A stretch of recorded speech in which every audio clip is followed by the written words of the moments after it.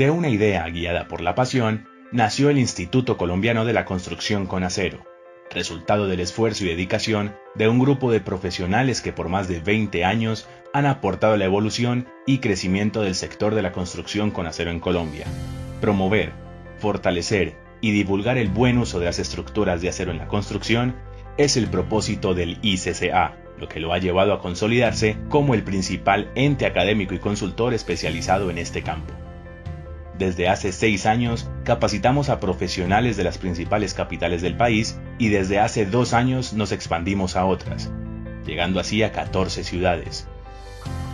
Cada 2 años realizamos el Congreso Internacional de la Construcción con Acero, el evento académico más importante de Colombia que presenta los últimos desarrollos y tendencias de la construcción con acero desde el enfoque técnico, arquitectónico y comercial. Este último representado por una gran muestra comercial y de negocios que reúne a más de 500 profesionales relacionados con la construcción, empresarios y estudiantes de Colombia y países vecinos para ofrecerles todas las posibilidades constructivas de este sector. Actualmente contamos con 94 afiliados en Colombia, quienes con sus aportes apoyan el desarrollo de importantes proyectos académicos, entre los cuales destacamos traducción y actualización de normas internacionales de aplicación nacional, Fondo Académico y de Investigación del Acero, donación de esculturas en instituciones universitarias, premios ICCA y guías técnicas. Estas últimas cuentan con 3 ediciones impresas y trabajamos activamente en 3 ediciones más.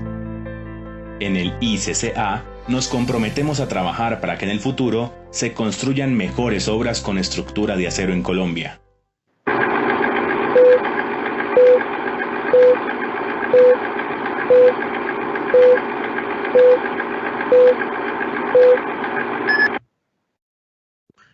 Buenas tardes a todos.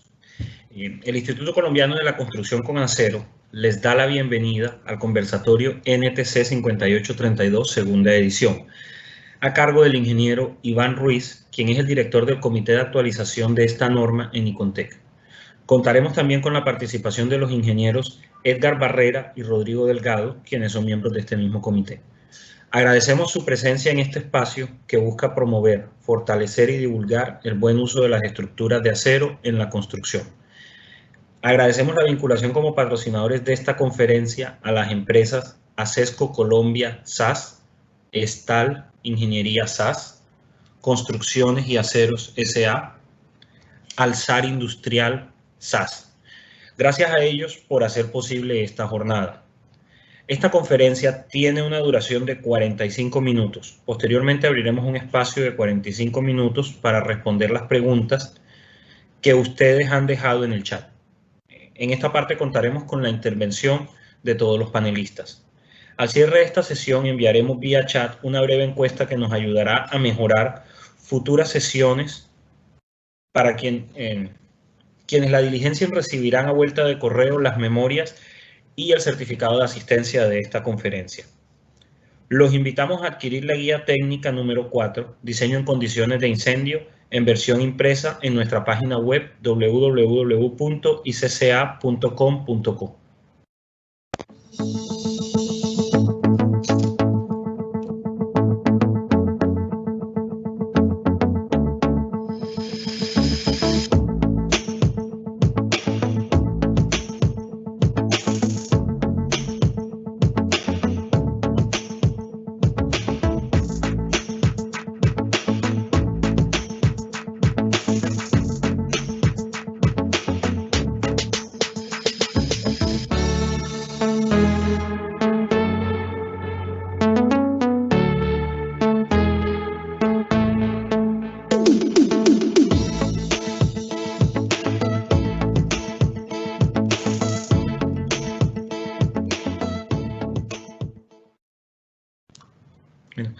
A continuación se dirige a ustedes el ingeniero Osvaldo Jaramillo, presidente del ICCA. Buenas noches, Osvaldo. Muy buenas noches para todos. Espero se encuentren muy bien ustedes y todas sus familias. El día de hoy llegamos al último evento del año 2020 programado por el Instituto Colombiano de la Construcción con Acero, el conversatorio sobre la NTC 5832 a cargo de los ingenieros Iván Ruiz, Edgar Barrera y Rodrigo Delgado. Este es el momento para agradecerles el acompañamiento que han tenido con el ICCA durante todo este año.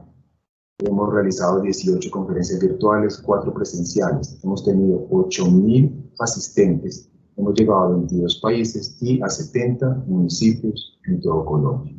Es para nosotros un orgullo contar con ustedes y nos llena de compromiso para el año 2021. Nuevamente los agradecimientos por haber estado con nosotros y esperamos podernos ver prontamente en el año 2021. Muchas gracias a todos. Bueno, damos inicio a la conferencia NTC 5832, segunda edición, pero antes se dirigirá a ustedes el ingeniero Luis Hernando Gil, quien es el coordinador del Comité Técnico 114 de Estructuras Metálicas del ICONTEC. Buenas noches, Luis Hernando. Buenas noches. Un agradecimiento muy especial al ICCA por la invitación que nos ha hecho el día de hoy para la apertura de este evento de divulgación de los desarrollos de trabajos normativos adelantados en el Comité 114. Permítame, voy a compartir mi pantalla para hacer una breve presentación.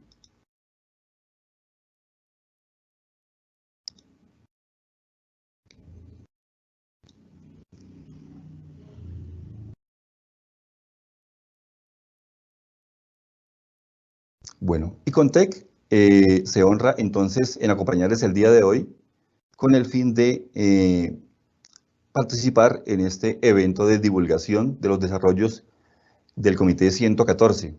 Y vamos a ver en esta presentación el contexto institucional en el cual ICONTEC desarrolla su trabajo de normalización como apoyo al sector productivo nacional con miras a mejorar la calidad y la competitividad de las empresas, y un breve contexto del proceso de normalización.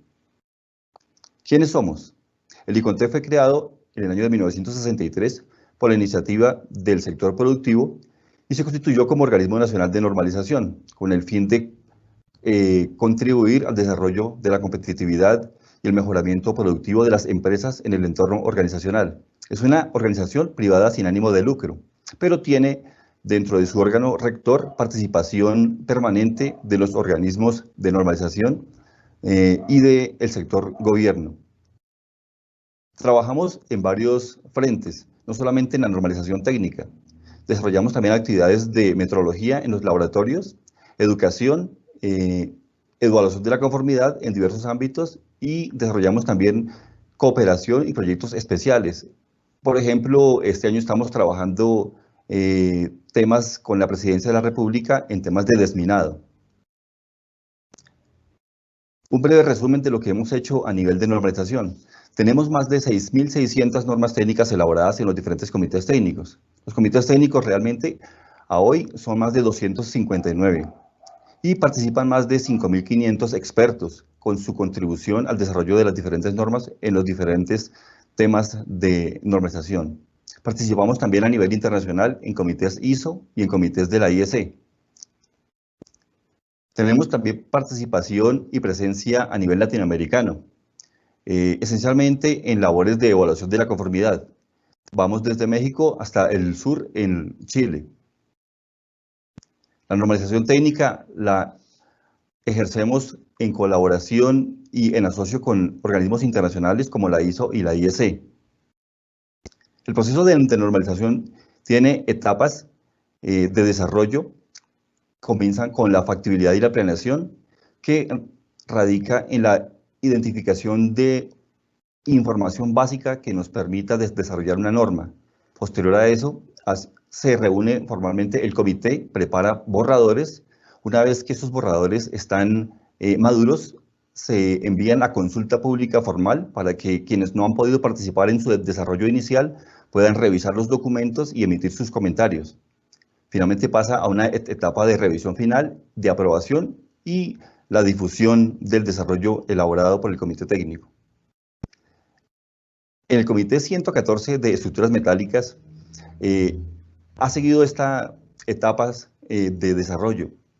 Formalmente tuvo su consulta pública en el segundo semestre de este año, la 5832, y se encuentra actualmente en la etapa de aprobación por el Consejo Técnico. Antes de eso tiene una reunión final promediando este mes para revisar unos comentarios que se recibieron en consulta pública. Esperamos que la nueva norma sea formalmente aprobada por el Consejo Directivo de Icontec en el primer trimestre del 2021. Icontec ha venido trabajando en el fortalecimiento de los canales de participación en los comités técnicos. Para ello, ha dispuesto de dos herramientas fundamentales. Una plataforma virtual de comunicación de los miembros de los comités técnicos en los cuales se interactúa y se comparte información técnica para el desarrollo de las normas técnicas. Y una plataforma de consulta virtual, el eCollection, a través del cual, por suscripción, se puede consultar los textos de las normas técnicas. Sin más preámbulos, entonces, los dejamos con la charla técnica del día de hoy. Muchísimas gracias.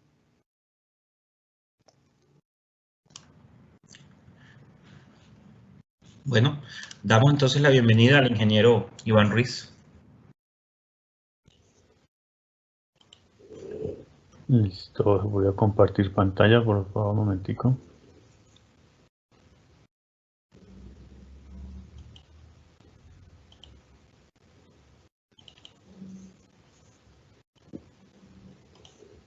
Ahí ya se ve, ¿cierto? Sí, ya. Ok, bueno. Muchas gracias a todos por su participación en este evento.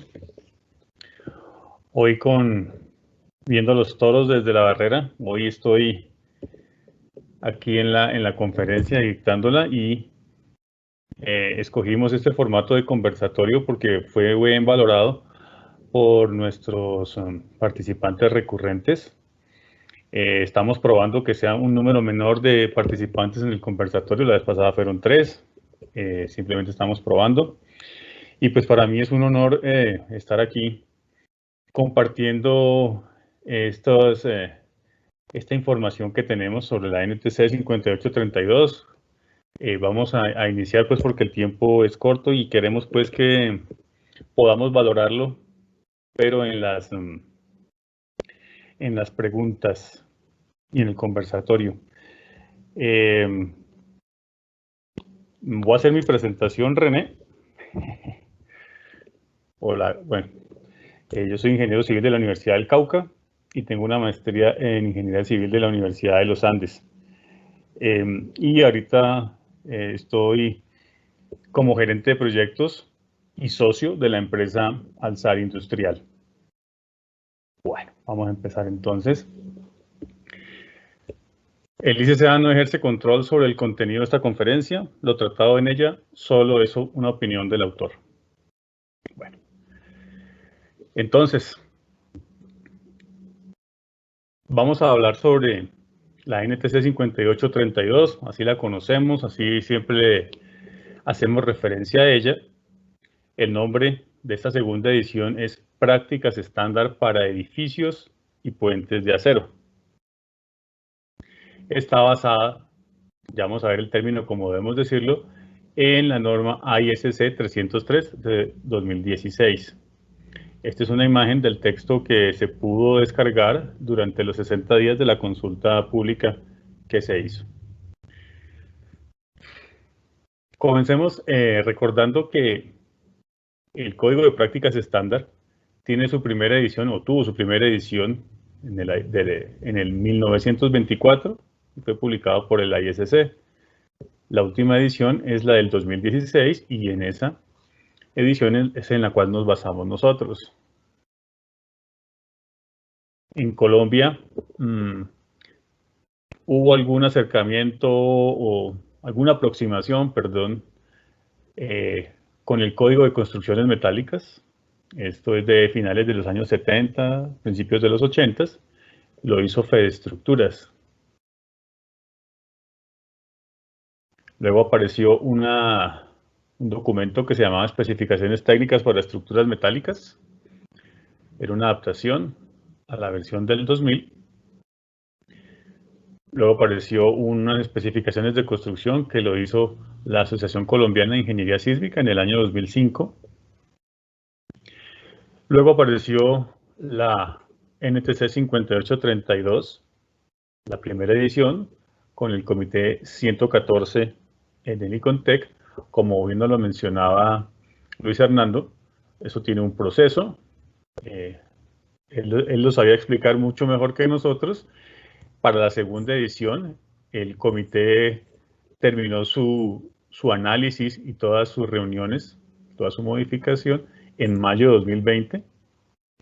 La consulta pública inició el 15 de septiembre de 2020 y terminó el 15 de noviembre de 2020.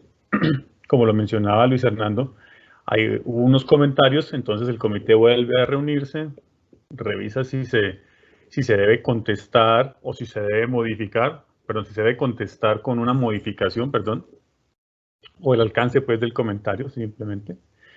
Y este es el término que nosotros debemos utilizar. Esta norma es una adopción modificada respecto a su documento en referencia. No es, o bueno, es una traducción, tiene un documento base, pero tiene algunos elementos, algunos ingredientes adicionales que son los que incluye este comité, el 114, y por eso es una adopción modificada, para que lo tengamos en cuenta. Es muy común que nosotros digamos eso es una vil traducción. Bueno, no, se incluyen algunas cosas más de nuestro medio. Lo primero que tenemos que tener en cuenta es cómo está organizada la estructura de este documento, el documento base, AISC 303. Maneja básicamente documentos del contrato que se subdividen en documentos de diseño, las especificaciones y el contrato. Pongo en gris la parte de contrato que digamos que es la parte comercial, si lo podemos decir así de alguna forma, porque los anteriores pues son básicamente técnicos. Los documentos de diseño son los planos estructurales y modelo de diseño. Ese es un cambio grande que tiene esta edición, y es que permite manejar o planos estructurales, los que nosotros conocemos de siempre, o modelo de diseño, que es seguramente un modelo BIM. Después también podemos mencionar los documentos para construcción, que son los documentos de fabricación y los documentos de montaje.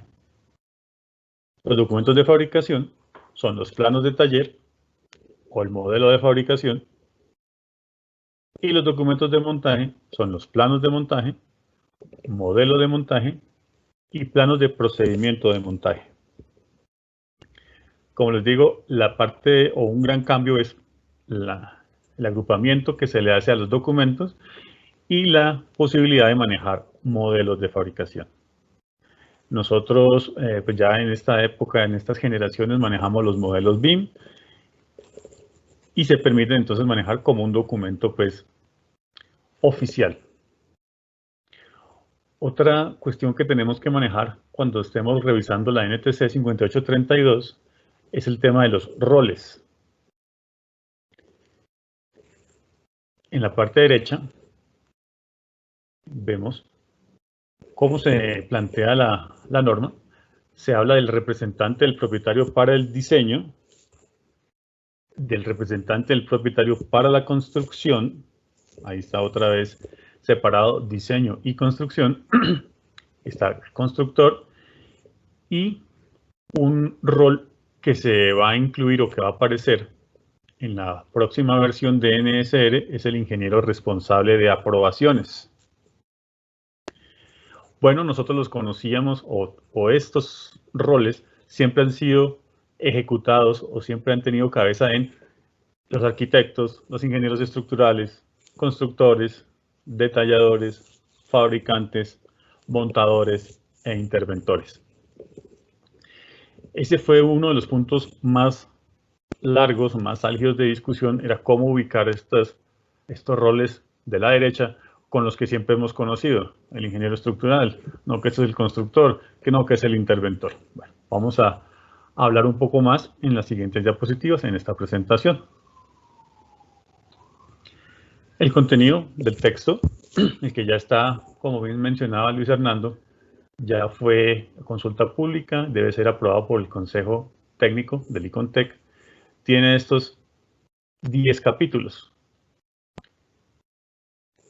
Vamos a revisarlos y la presentación está así enfocada de esa forma en que ponemos el texto y se resalta pues cada una de las cosas que se debe saber. No la vamos a leer y pues no quise hacer el resumen general pues para mostrar cómo el texto cómo es y para que queden algunas cosas, métodos mnemotécnicos por decirle de alguna forma. Bueno, entonces vamos a empezar con el objeto y campo de aplicación, que es el capítulo 1. Era lo que les mencionaba, este es copiado, un copy-paste del texto, pero entonces para resaltar, pues estas son, o aquí se recopilan las prácticas usuales de la industria de edificios, puentes y naves industriales. Recordemos que por ahí también nosotros decimos las otras estructuras de acero que se parecen, pero que no son edificios. Bueno, esas también están incluidas, y las que sí no están son las correas de celosía, las estanterías, bandas transportadoras y torres de transmisión. Esas no están incluidas en el objeto, en el alcance de la norma.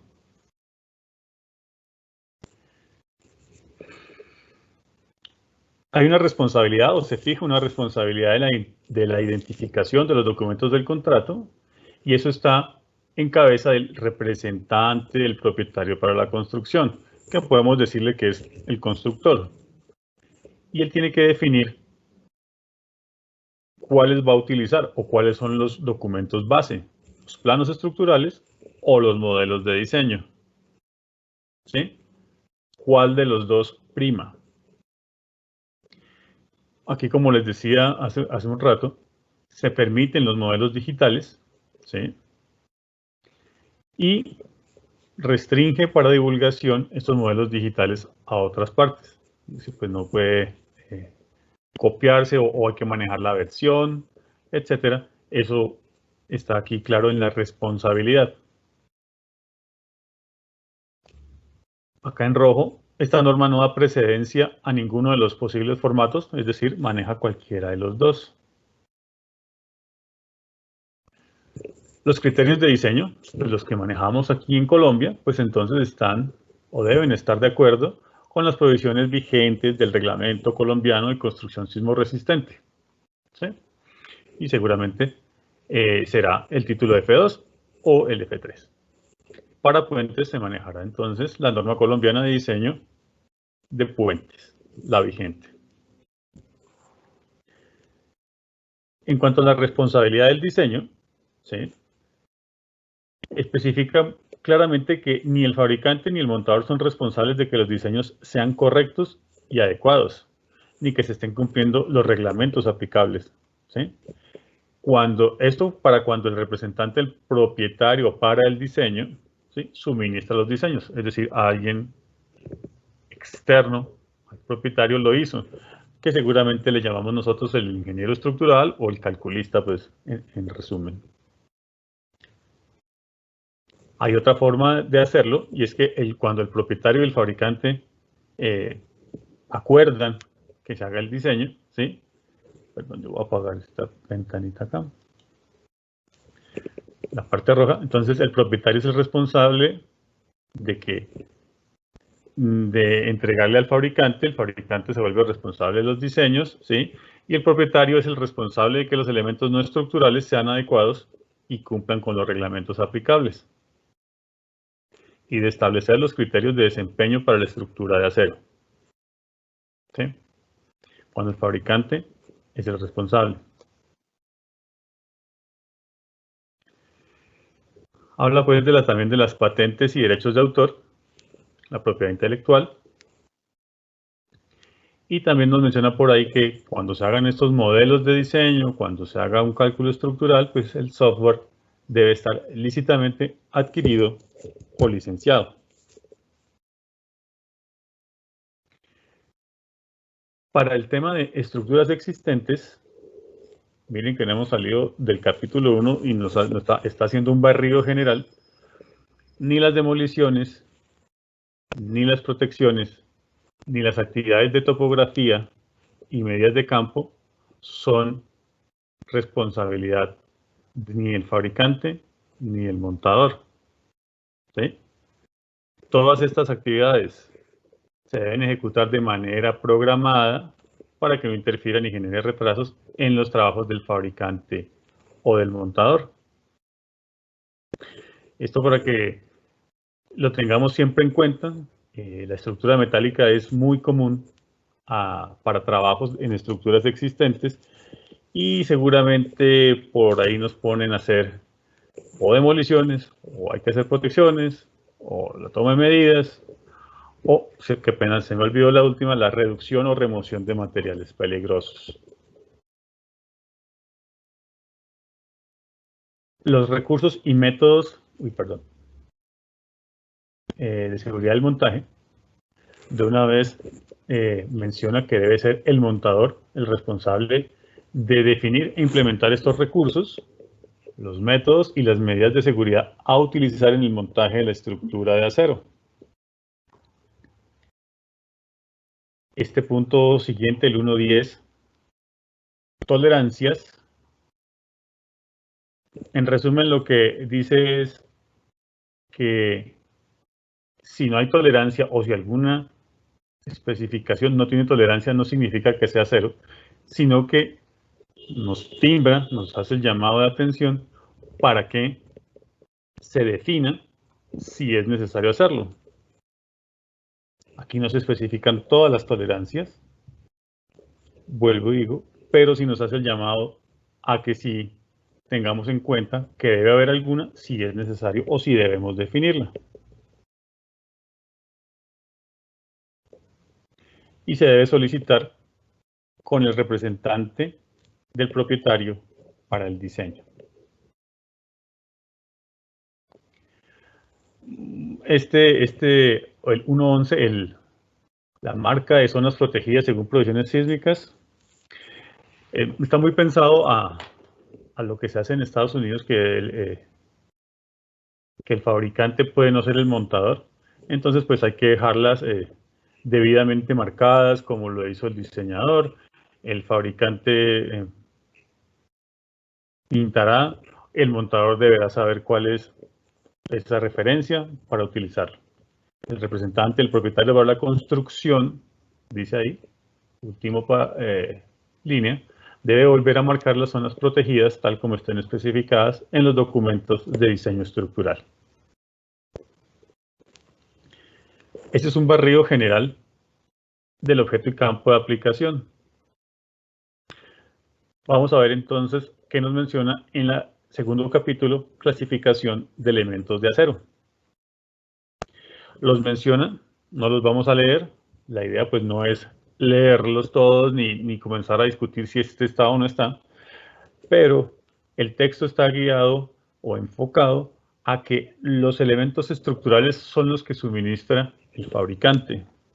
Si no los suministra el fabricante, son los no estructurales. Seguramente el no estructural tendrá un diseño estructural, pero pues no lo llamamos el elemento estructural o no se le llama. Bueno, aquí se define como los que se dimensionan en los documentos de diseño estructural y que son esenciales para soportar las cargas de diseño. ¿Sí? Mencionamos, o voy a leer algunos, pernos de anclaje, placas de apoyo, los arrastramientos permanentes, las columnas, incluyendo las ensambladas, perfiles angulares y placas de borde. ¿Por qué? Porque todos esos los suministra el fabricante. Sigue el listado. Esta parte es importante, que si no se conectan o no están con la estructura, entonces son los estructurales. ¿Sí? Ahí puede haber muchas cosas que nos queda la duda de, oígame, ¿por qué esto es estructural? Pero, por ejemplo, caminaderos, ductos, esos son, para nosotros generalmente son los elementos no estructurales, perdón. ¿Sí? Esos tienen muchos más. Guardapiés, tanques, escaleras, chimeneas, la cerrajería ornamental. escaleras verticales o de gato, etcétera, son los elementos no estructurales.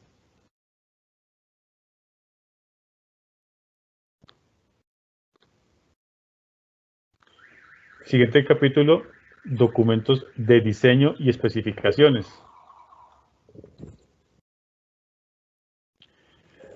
Ya en el título F2 de NSR nos menciona, voy a leerlo, en el F2.1.6, planos y especificaciones del diseño estructural. Los planos y especificaciones de diseño deben ajustarse a los requisitos del Código de Prácticas Estándar para Estructuras de Acero NTC 5832, ¿sí?, excepto por desviaciones señaladas expresamente en dichos planos. Es decir, NSR y NTC 5832 están muy relacionados. Obviamente NSR es la norma madre o la que cubre NTC, y NTC es complementaria, pero esta la complementa. En A1521 de NSR, los planos estructurales, resalto pues que se debe indicar la resistencia del acero, se debe indicar el tipo y localización de las conexiones entre elementos estructurales y los empalmes entre los elementos de refuerzo, así como detalles de conexiones y sistemas de limpieza y protección anticorrosiva en el caso de estructuras de acero. Eso está en NSR, pues NTC 5832 seguramente va a ratificar esto que estamos diciendo acá. Entonces, dentro de los documentos de diseño y especificaciones, los documentos de diseño estructural, especificaciones, deben mostrar claramente el trabajo que va a ser ejecutado. Debe mostrarse las dimensiones de manera precisa, cantidades y complejidad de los elementos estructurales de acero, tamaño y sección, calidad de material, localización de estos elementos, la geometría, elevaciones, distancia de desfase de columnas, contraflechas. Ese es un plano estructural. Requisitos que sean críticos para proteger, como dice aquí, los intereses del propietario. Algo que haga cambiar completamente un diseño. Los códigos que rigen el diseño, las especificaciones de materiales, los diseños de las conexiones o la información para su selección y su detallado, requisitos para preparación de las superficies y la pintura de taller, requisitos para ensayos no destructivos y tolerancias especiales de fabricación y de montaje para estructuras de acero expuestas arquitectónicamente. Resalté los que deben aparecer como mínimo, o los que, como decía acá el texto, los que sean críticos para el diseño o para la estructura. Quiero mostrarles aquí algunos planos, algunas imágenes de unos planos bien hechos, donde se relacionan los materiales. ¿Sí? Seguramente esto no es de una estructura, de una edificación. La parte de la derecha, perdón, voy a mostrar acá ¿dónde está?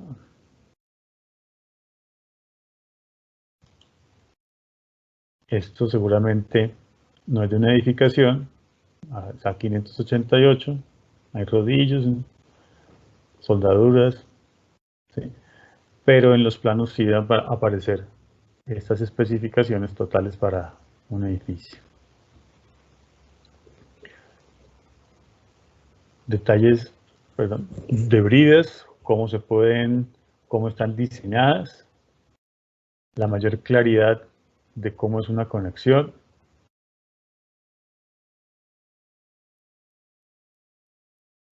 Especificaciones generales, deben aparecer materiales,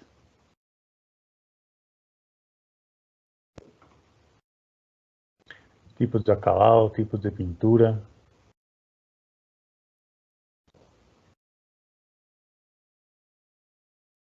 parámetros de diseño,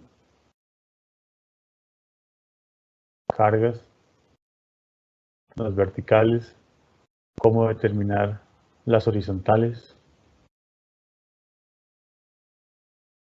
velocidades de viento, coeficiente de disipación sísmica, para que uno pueda tener claramente cómo hacer un detalle como el que se está mostrando en la imagen. Seguramente habrá que detallarlo muy bien, seguramente no será un plano, seguramente serán varios. Todo eso pues debe quedar bien claro para que el fabricante lo pueda entender, comprender y hacer. Planos, pues también hay casos curiosos o incompletos. ¿Qué pasa cuando las vigas no son una conexión precalificada? O también cuando se comienza a utilizar el mismo tipo de materiales. Es bueno este método, puede ser bueno, ¿no? Yo selecciono cuál poner, podría ser. Me pareció curioso este ítem, ¿no? Vigas chinas A36, que pueden ser el contrapeso de las perfil americano o el perfil europeo. ¿Sí? En otro plano encontré esto. Aunque no se detallan en estas conexiones, la ingeniería de taller debe contemplar atizadores de continuidad de acuerdo con los requerimientos del diseñador. Requerimientos de diseño NSR, o sea, se la tiró toda al detallador. Este es otro curioso. El diseñador le dice, póngale rigidizadores según FEMA 350. O póngale soldadura de penetración total FEMA 353. Pues el detalle de la estructura, de la conexión, perdón, debe quedar hecho del diseño estructural. El detallado, ya la ubicación de las perforaciones, de soldaduras, ya va en el plano de taller, que lo vamos a ver ahora. Y esta nota, las conexiones no especificadas deben ser detalladas por el fabricante en planos de taller. Todo, como ven, esto algún calculista lo hizo, y por no hacer el diseño completo de la conexión, pues lo deja para que se haga después. Ahí comienzan los baches. Esta es una imagen de un plano donde no se sabe si específicamente es estructural o es de taller. El plano estructural ya mostrando las distancias, los cortes, las soldaduras. Aquí soldadura de contorno. ¿Esto es estructural o es de taller? Bueno. Estos planos de taller, pues volvemos a los que sí son, a los buenos. Por eso no está por ahí el emoji o la carita asustada. ¿Sí? Deben mostrarse claramente. Bueno. Sin embargo, en este texto de la NTC 5832, voy a leerlo, porque esto es importante tenerlo claro. El representante del propietario para el diseño debe indicar una de las siguientes opciones para cada conexión. La 1, mostrar el diseño completo de la conexión. ¿Sí? En su oficina, él hace completamente todo el diseño. En la opción 2, indicar en los documentos de diseño estructural o en las especificaciones que la selección y el detallado de la conexión deben estar a cargo de un detallador de acero experimentado. Y la opción 3, indicar en los documentos de diseño estructural que el diseño de la conexión debe estar a cargo de un diseñador estructural que trabaje para el fabricante. Sí permite que lo haga una persona diferente al diseñador estructural cabeza, ¿sí? Pero es como una mejor opción pues que lo haga de una vez desde el principio. Si en la opción 3 va a tener que revisarle, ¿sí? o en la opción 2 también tiene que garantizar que esta persona es experimentada, pues seguramente es más fácil, opino, que lo haga, que haga todo el diseño de una vez. Para las opciones 2 o 3, el representante del propietario de diseño, llámese calculista, debe suministrar estos datos para que sea correspondiente a lo que él diseñó. No es para hacer un diseño nuevo, es para hacer un diseño complementario. Las restricciones en los tipos de conexiones, las cargas, si son cargas de servicio o mayoradas, y las memorias de cálculo de la conexión que, según sea el caso, se debe entregar junto con los documentos para construcción al representante del propietario para el diseño. ¿Sí? Como decía anteriormente, pues de pronto es más fácil que lo haga una sola persona o una vez. Para la opción 3, que es para el externo, ¿sí? que trabaja para el fabricante debe enviar a los representantes del propietario para el diseño y construcción muestras representativas de las memorias de cálculo de las conexiones. Deben ser consistentes con los requisitos de los documentos del contrato. El diseñador estructural a cargo del diseño de la conexión, el tercero, debe revisar y confirmar por escrito, como parte de las memorias de cálculo, que los documentos para construcción incorporan los diseños de las conexiones de manera apropiada. Lo que decíamos ahora. Este tercero tiene que volver al calculista general, al oficial, por decirlo así, que para que le aprueben, para que se justifique que sí está bien. ¿Sí?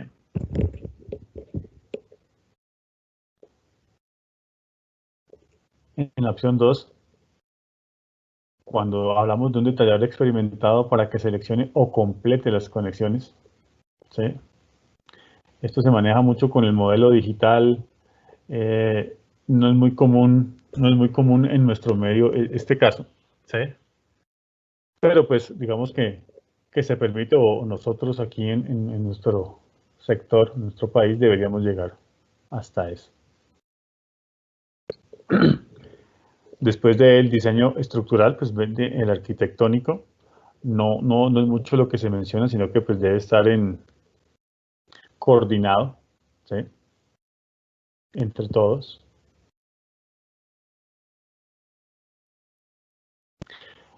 En el tema de discrepancias,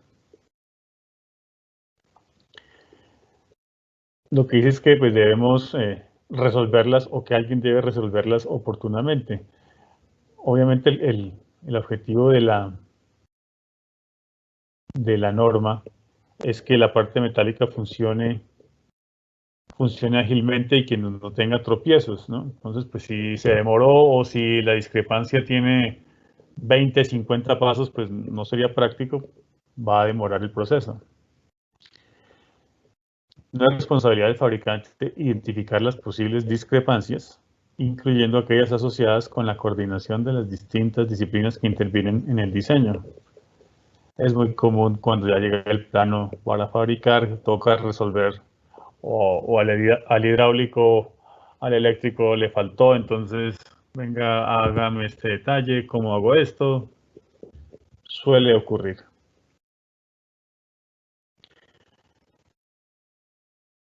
En el tema de revisión a los documentos de diseño y especificaciones, pues el objetivo es que haya diferentes versiones. Bueno, no, el objetivo no es que haya, sino que el objetivo es que cada versión que exista, que haya, esté revisada y que esté controlada, y que haya los RFI, la sigla en inglés. En español pues le vamos a decir las respuestas a solicitudes de información. Cada solicitud que exista y que genere un cambio, pues bueno, hay que seguirla controlando, entonces aparecerán diferentes versiones. Ese es el objetivo. Téngale una trazabilidad a cada una de las versiones, tanto de planos estructurales o de modelos de diseño.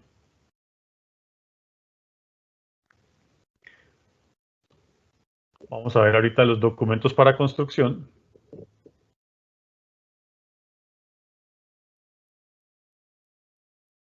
En responsabilidad del fabricante está generar los documentos para construcción tanto de fabricación como de montaje de la estructura de acero. El fabricante es responsable de convertir la información del documento de contrato en documentos para construcción precisos y completos y desarrollar información dimensional precisa. Esos son pues las responsabilidades que tiene el fabricante. Tiene que tener pues toda la información actualizada y adecuada. Cuando los documentos para construcción consisten en planos de taller y de montaje, cada plano se debe identificar con el mismo número largo de proyecto, lo que decíamos ahorita, que es trazabilidad, ¿sí? El representante del propietario para el diseño, calculista, debe revisar y aprobar o rechazar dicha solicitud de manera oportuna. Vuelve el término oportuno, que no sea pues tan extenso el tiempo, que se tome en una revisión.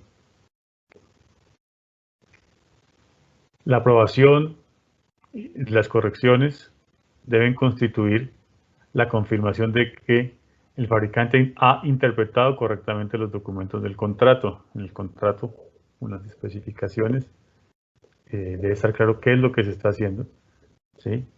Y el representante para el diseño, el calculista, ha revisado y aprobado. Esa es una respuesta a una de estas solicitudes, ¿sí? Todo pues para terminar en que el fabricante debe definir el programa de fabricación necesario para cumplir con los requisitos del contrato, seguramente con un cronograma que esté establecido. Habrá que ajustarse a él. En el tema de materiales, los ensayos de acería, ¿sí?, son los que van a garantizar que se está utilizando un material de acuerdo a una especificación, ¿sí? Y si no están esos ensayos, el material no se debe utilizar hasta que se haya establecido una identificación por medio de ensayos, ¿sí?, de acuerdo con las normas NTC o ASTM, ¿sí?, y que se haya aplicado una marca de identificación del fabricante. Los certificados de calidad son pruebas suficientes de la calidad del material y de las especificaciones que se está utilizando. Entonces, por ello el fabricante debe revisar y conservar los certificados de calidad expedidos por la acería o los ensayos que haya realizado que cubran dichos materiales. Ahí viene un actor importante en esta cadena y es el proveedor, ¿sí? El proveedor también entonces tiene la responsabilidad de hacerlos, de entregar un certificado de calidad, perdón. Si no los entrega, pues tiene que hacer los ensayos. Muestro aquí una imagen de lo que debe tener un certificado de calidad de un producto de acero. La colada, que seguramente es la trazabilidad, el tipo de perfil, la calidad, norma que se está cumpliendo, la parte de ensayos mecánicos y la composición química. Y el carbono equivalente. Esto es lo que debe tener. Que no sea un ensayo, un certificado de calidad, donde pues no está claro la situación, porque la trazabilidad le queda al fabricante. Por aquí en esta imagen que estoy mostrando, solo conocemos alguna palabra por ahí que nos pueda dar algún dato y algún número. Y según nuestra traducción del ruso es una orden de compra. ¿Dónde está el FY? ¿Dónde está el FU?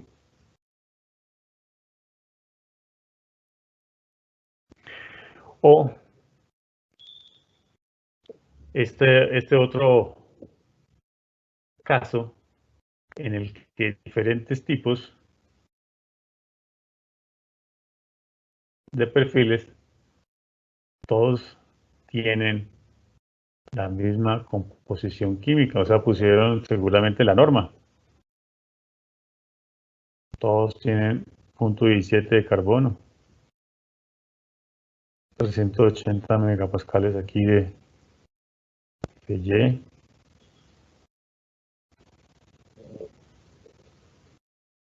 Bueno, esa responsabilidad, por eso lo menciono, el proveedor tiene también la responsabilidad de entregar los certificados de calidad de su material, el que está suministrando, y él delega después la responsabilidad del fabricante. El fabricante tendrá su control.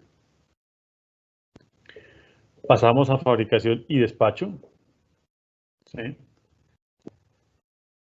Lo acababa de mencionar yo. El fabricante debe demostrar que tiene un método de identificación de los materiales. ¿Sí?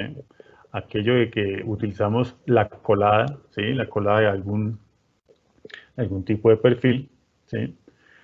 ¿Por qué? Porque el fabricante debe suministrar certificados representativos de los ensayos de los materiales. ¿Sí? Que debe incluirse la denominación del perfil, la calidad del material. Calidad de material y número de colada. Es decir, todo lo que está en el certificado de calidad y que a él se lo entregaron.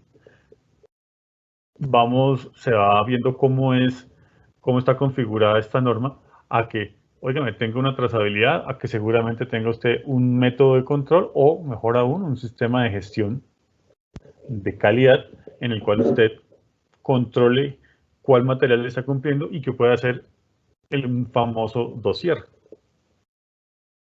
Bueno. Esto pues, aquí no le puse ninguno en rojo, pues esto es, el objetivo de esta conferencia es que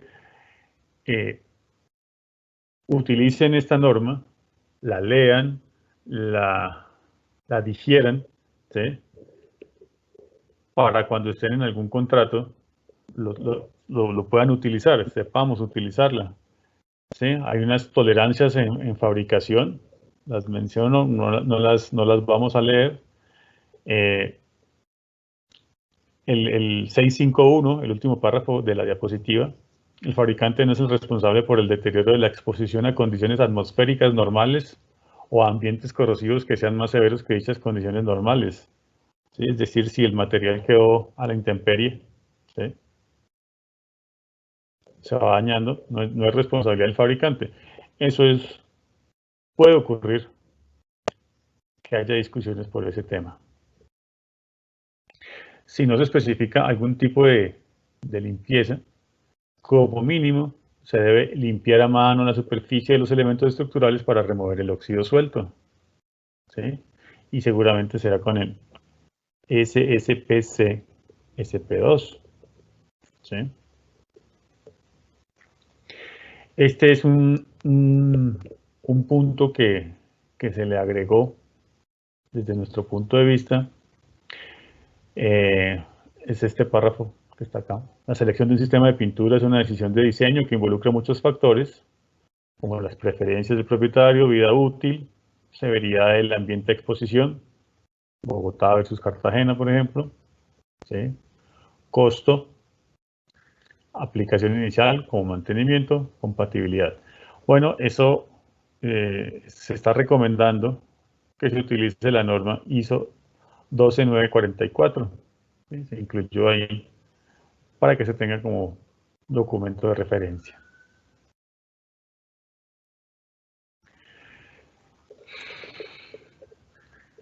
Para el marcado y embalaje, ¿sí? Se debe aplicar, se debe hacer una marca mediante pintura, puede ser. Para despacho de materiales, esto puede sonar como obvio, ¿no? La estructura de acero se debe entregar en una secuencia que permite el avance de la obra de una manera económica y eficiente en su fabricación y montaje, ¿sí? Y conforme a los requisitos de documentos del contrato. Pero puede ocurrir que el montador, si es diferente al fabricante, el montador está esperando el eje A y el B y le llega lo del D y el E. Puede ocurrir. En resumen, el objetivo de esta norma lo que quiere es que haya un buen engranaje entre todos los actores que están en la cadena de una construcción metálica, ¿sí? Y ahí viene la parte de entre concreto o entre otros elementos y el acero. Voy a leer acá. Los elementos de acero embebidos en mampostería de concreto, tales como pernos y placas de anclaje, arandelas, tuercas y otros similares, se deben despachar a tiempo para que estén disponibles cuando se necesiten. El fabricante los debe despachar a tiempo. Hay que instalarlos, que es responsabilidad del constructor.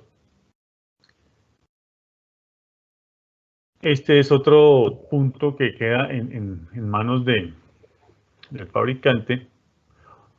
El fabricante debe limitar el número de empalmes de campo a los que sean consistentes con los menores costos del proyecto. Eso depende mucho también del montador y de las condiciones, ¿no? El fabricante debe saber si, por ejemplo, una viga de 15 metros es mejor 2 de 7,50 o 3 de 5. El montador también debe o sabe qué es mejor, ¿no? Para el proyecto, cuál es consistente con los menores costos del proyecto, con la logística, ¿no? Hay un comentario ahí. Este numeral reconoce que el tamaño y el peso de los ensambles de elementos estructurales de acero pueden estar limitados por la capacidad del taller, los pesos manejables y las limitaciones en las dimensiones para transporte o por las condiciones para el almacenamiento y el ensamble de la estructura en el sitio de obra. Suena evidente, pero como cada quien puede hablar para su lado, no hay un engranaje completo.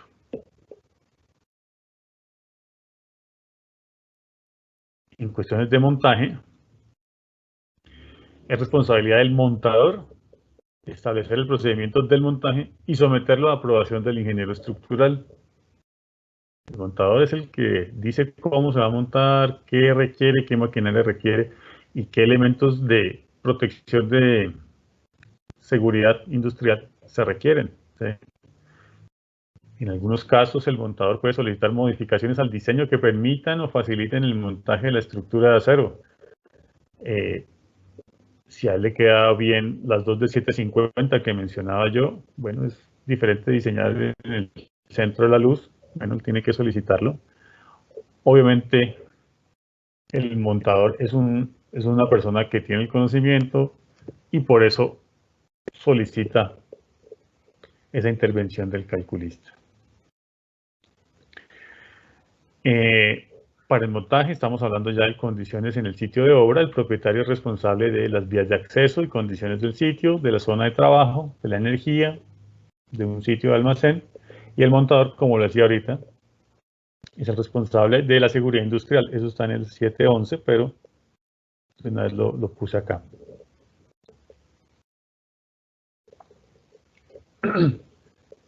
El propietario, su representante para la construcción, es el responsable de la resistencia, idoneidad y de la exactitud en la localización de las fundaciones, pilas, estribos y acceso a estos apoyos. Lo mencionábamos hace un rato. Claro, toda la cadena, metimos hasta el proveedor, pero cuando nos tenemos que relacionar con otros actores, como los del concreto, como los que hacen la cimentación, ahí siempre habrá alguna discusión, por alguna dimensión, por algún nivel. El representante del propietario es el responsable de los ejes y puntos de referencia.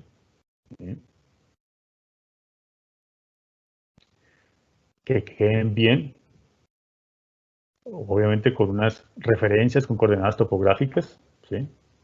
Y para que después llegue la estructura de acero. Resumen, coordinación. Ya lo mencionábamos anteriormente. El propietario o su representante para la construcción, el constructor, es el responsable de localizar e instalar todos los pernos de anclaje y otros elementos embebidos. Seguramente, para los que estamos en las estructuras de acero, con que uno les dé una asesoría a la obra, uno queda calmado, uno queda feliz, ¿sí? Pero es responsabilidad del propietario. Uno tiene que hacerle la inducción, el acompañamiento, la supervisión, como le queramos decir, pero tienen que quedar bien instalados y seguramente uno debe estar ahí para evitar problemas. Hay unas tolerancias también para la ubicación de estas barras de anclaje y otros elementos embebidos que la estamos mostrando acá.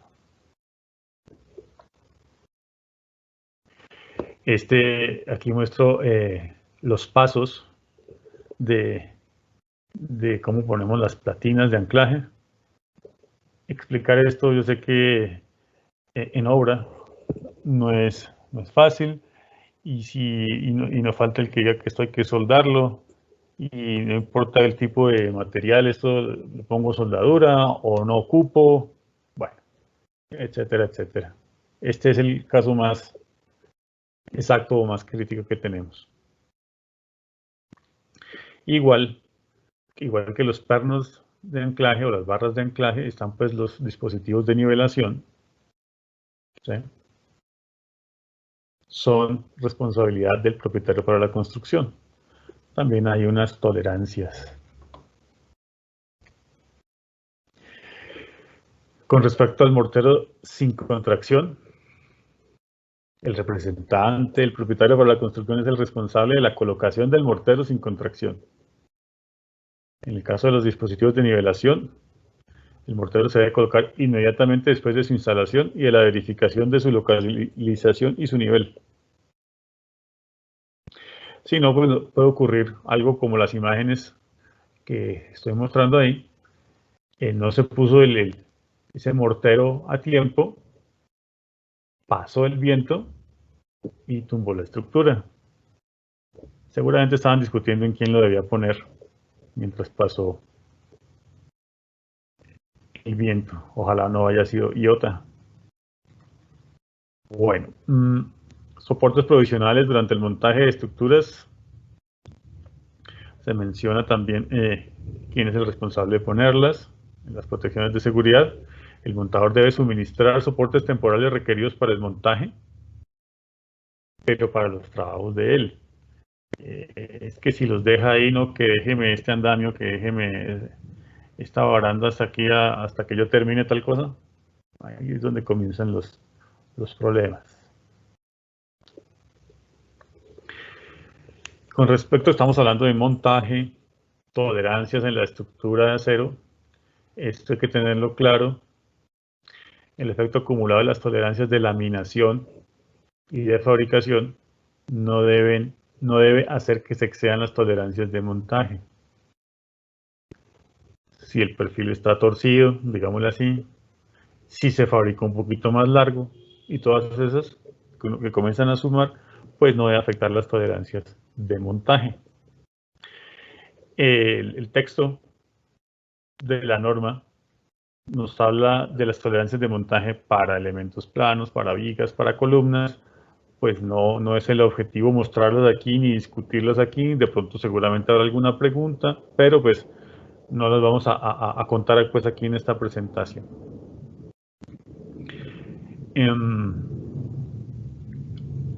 Se permite que haya corrección de errores durante el montaje, ¿sí? Que haya perforaciones, que uno pueda pulir, ¿sí?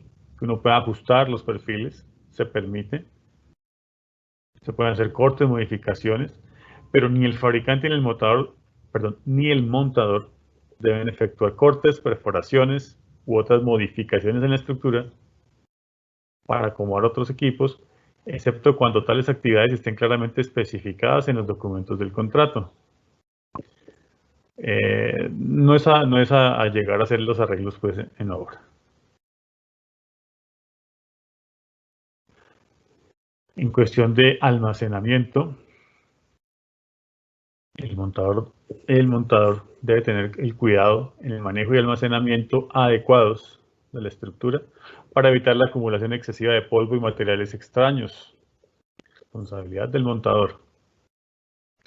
Seguramente el retoque de áreas afectadas es responsabilidad del contratista a cargo de esta actividad. Seguramente no es el montador, pero debe haber alguna persona que está haciendo los retoques. El montador es el responsable del almacenamiento y manipulación adecuados en el sitio de obra y durante el montaje de los elementos de acero fabricados.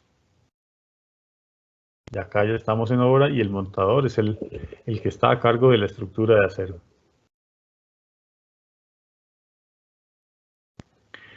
Tema de pintura de campo. Hay que hacer algunas reparaciones seguramente de pintura que haya sufrido deterioro durante el transporte o el montaje. Y estas deben ser retocadas una vez termine el montaje.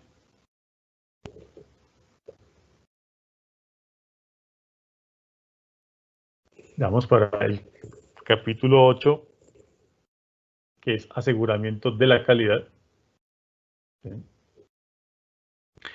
en el cual dice, y lo mencionaba yo hace un rato, sí, esta norma lo que dice es, oiga, haga las cosas bien, tenga su sistema a mano, en Excel, un sistema de gestión, pero tenga un sistema de control.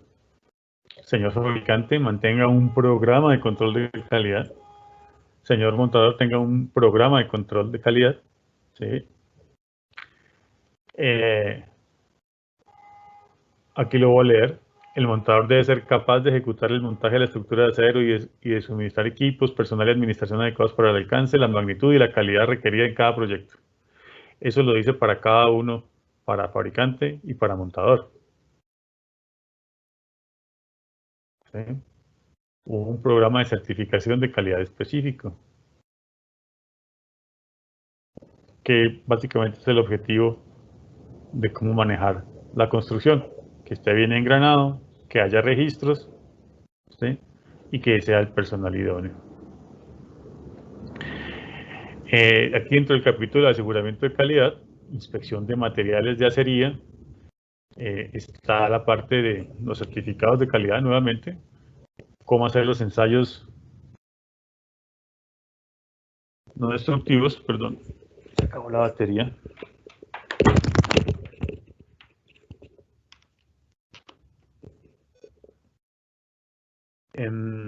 Cómo hacer la inspección de la preparación de la superficie de la pintura de taller y la inspección por el propietario. El propietario tiene el derecho y hasta la obligación de refrendo. Puede entrar a la planta, pues si en la planta yo estoy haciendo todo bien, pues puede entrar cuando quiera. Pero la aprobación que él haga en función de su inspección debe ser ágil. Y si él dice que él tiene que revisar todos los elementos, si alguien se deja poner eso, si el propietario tiene que autorizar lo fabricado para que se pinte, pues hombre, apruébeme todo este lote para yo poder pintar. Pero si se demora, pues va a obstaculizar. Ese es el objetivo. Óigame, inspeccione lo que quiera, pero ágilmente.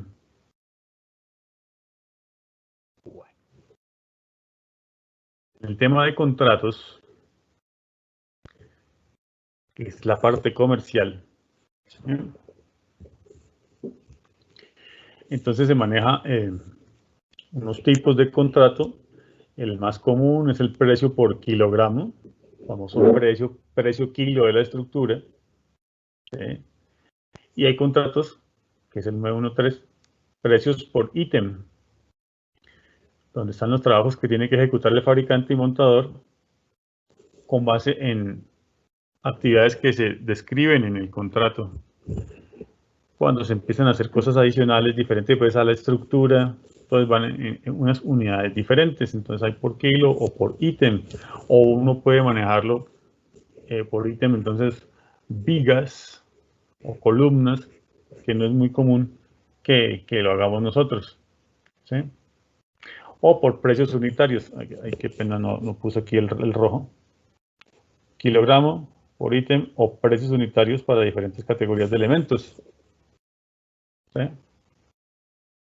Pues un agrupamiento que se quiere hacer. Este tema del cálculo del peso de la estructura es fundamental y es uno de los puntos más críticos con un contratista, con un cliente, perdón, con un propietario. ¿Sí? Hay muchas ideas que pueden surgir, pero lo que dice esta norma es que el peso de la estructura, ¿sí?, se debe determinar calculando el peso bruto por lista de materiales correspondientes a los documentos de fabricación. ¿Sí? Y es un sistema que se ha aceptado universalmente para definir el peso para pago en los contratos. ¿Sí? En el tercer párrafo dice, el procedimiento de esta norma proporciona un método de cálculo simple y de fácil comprensión que arroja pesos de pago consistentes y fácilmente verificables. Aunque no son reales, pues son teóricos, sí, pero pues es el que se utiliza normalmente y que se quiere dejar como base. El peso unitario del acero, lo tenemos claro, 7.850 kilogramos por metro cúbico. Y en el plano de taller, entonces, yo sé qué perfiles se utilizaron, tengo su peso nominal de algún listado, alguna base de datos. Para el peso de placas, le damos el B. El peso de las placas se debe calcular usando las dimensiones del rectángulo de menor área en el cual se puede inscribir la placa. Yo voy a hacer un círculo, pues seguramente sale ese círculo está inscrito en un rectángulo, en un cuadrado. Bueno, uno debe cobrar ese cuadrado. Y el punto C. No se deben hacer deducciones por el material removido por cortes, destijeres, biselados, punzonados, taladrados, preparaciones de soldadura y otros procesos de producción.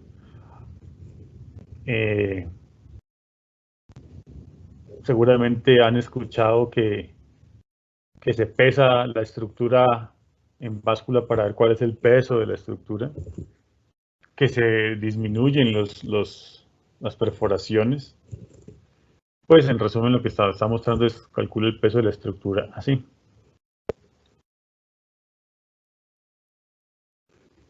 En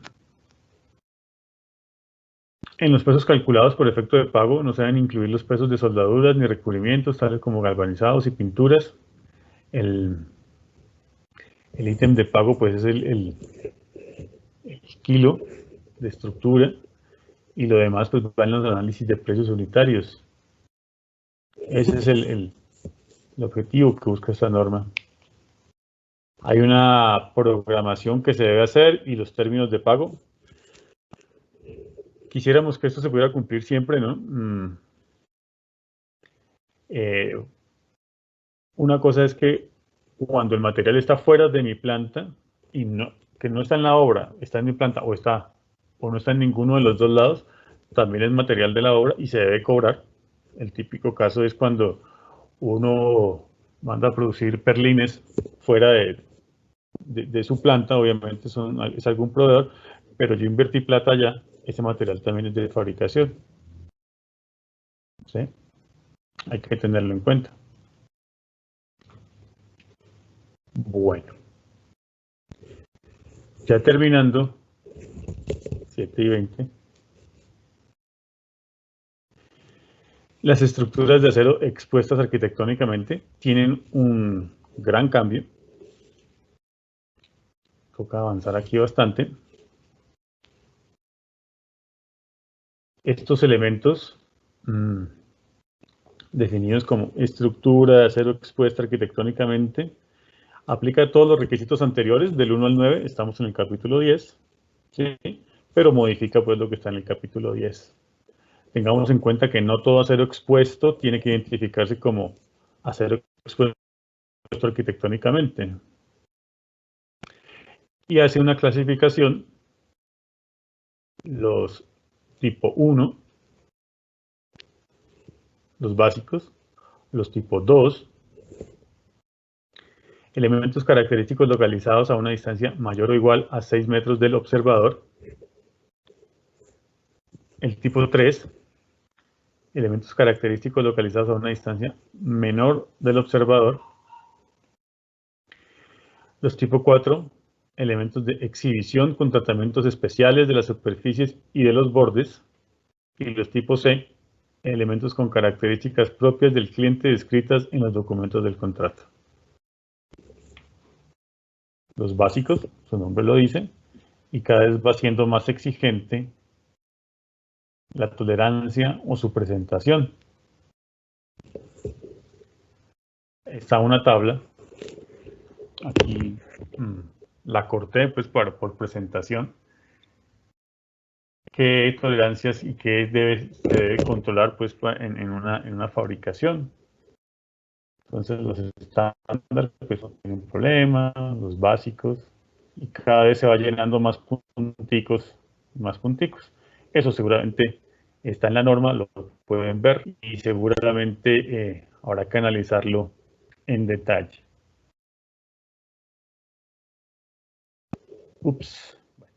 En la NTC 5832 no están todas las tolerancias de fabricación y montaje. Hay unas que se deben contemplar adicionalmente, como las de la AWS.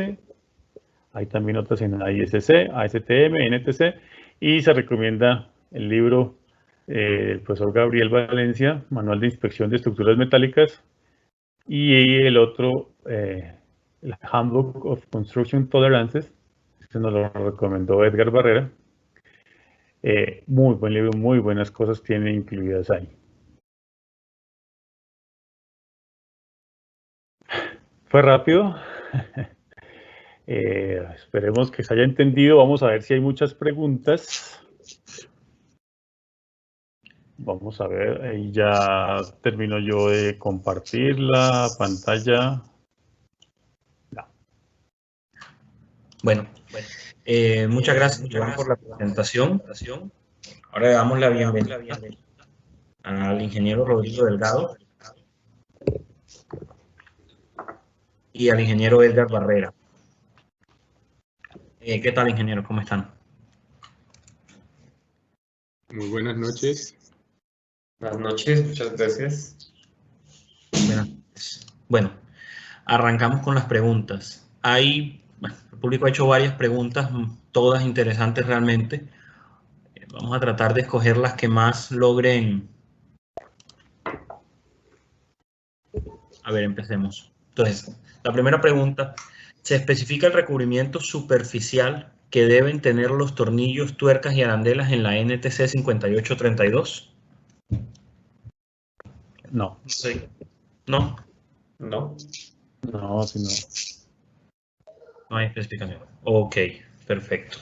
Bueno, aquí hay una pregunta, creo que sería, a ver, una viga de 15 metros con dos tramos de 7,50 o 3 de 5 metros, dice aquí el ingeniero, no me suena más lógico, no suena más lógico estructuralmente una de 10 metros y una de 5 o una de 9 y una de 6. Eso es lo que permite, digamos que lo puse como ejemplo pues para ponerlo, pero claro, ¿no?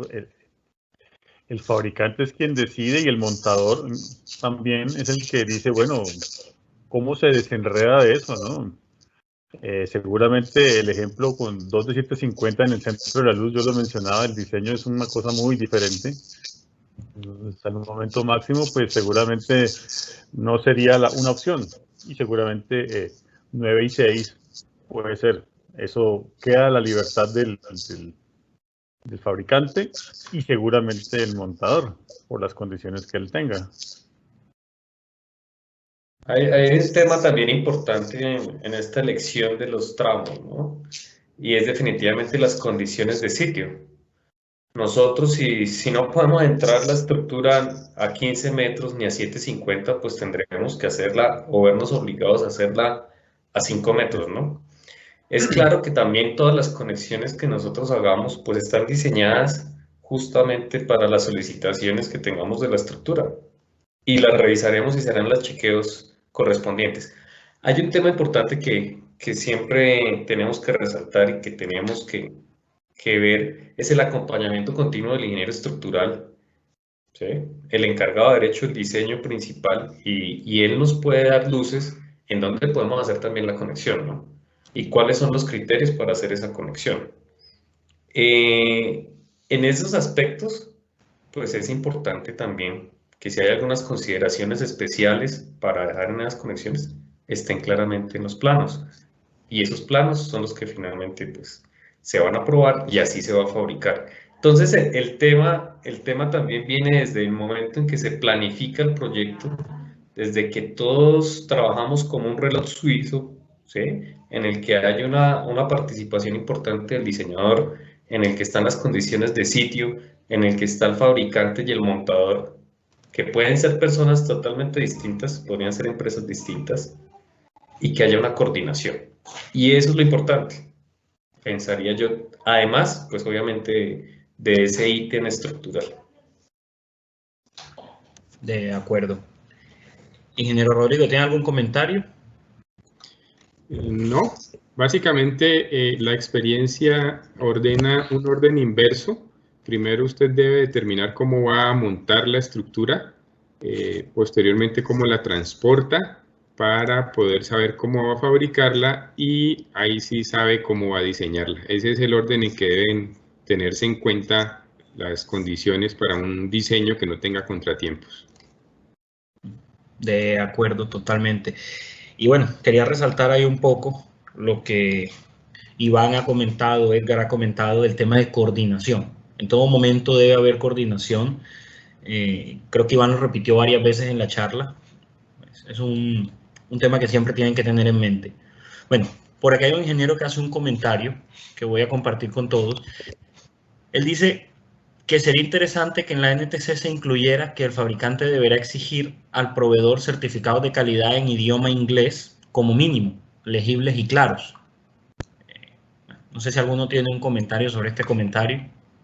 Sí, realmente es una muy buena idea. Infortunadamente no sé por qué no la transmitió en el tiempo en que estuvo para comentarios la NTC. No sé si pueda de pronto tenerse en consideración en la última reunión de revisión de comentarios. Vamos a tratar de tenerlo en cuenta. Ok, vale. Aquí hay una pregunta. También hablan de que si sería ideal que el fabricante y el montador sean el mismo. ¿Qué opinan? No, perdón, yo contesto allí. No, yo creo que el esquema que utilizan en los países desarrollados, llámese Estados Unidos, es el lógico, el indicado. Son dos labores absolutamente diferentes que requieren infraestructura diferente y profesionales con diferentes capacitaciones y personal de ejecución diferentes. O sea, tener una fábrica de estructuras de acero requiere una maquinaria para unas labores específicas y para un montaje se requiere una infraestructura de maquinaria, de personal, capacitaciones en altura y otra serie de requisitos que difieren mucho del primero. Luego, realmente lo que nosotros debemos tender desde mi punto de vista es a que cada vez más haya más separación de esas dos actividades. Okay. ¿Algún otro?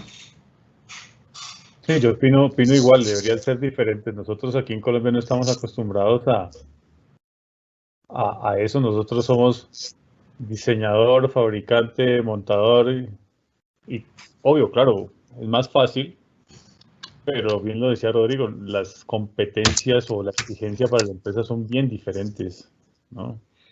Una cosa es tener trabajo en alturas y otra cosa es tener una certificación como soldador, ¿sí? Es mucho más personal.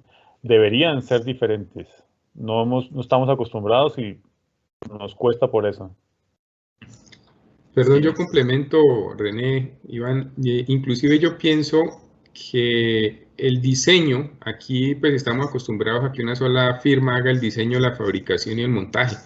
El diseño también debería estar a mediano plazo fuera del alcance del trabajo del fabricante. Realmente cada uno debería tener su especialización y pues ojalá no sea dentro de mucho tiempo que los consultores ojalá se preocuparan de pues, entender más el problema de la estructura de acero y sean a corto plazo, como digo, los que se encargan de los diseños estructurales y los fabricantes solamente de su labor de fabricación.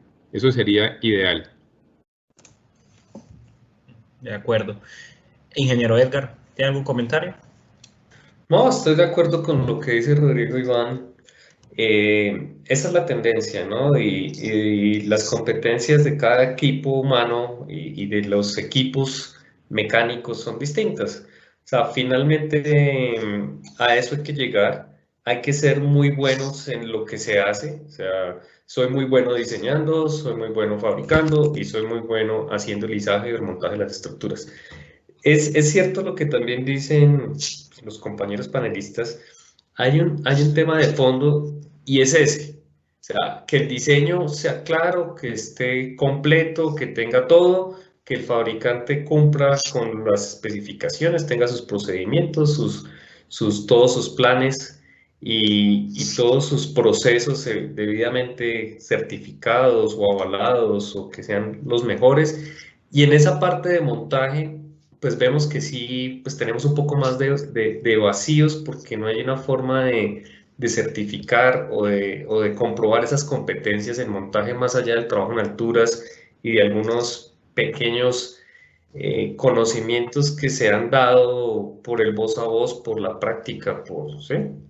En estos países también, como dice Rodrigo, pues un montador también estudia para hacer el montaje, ¿no?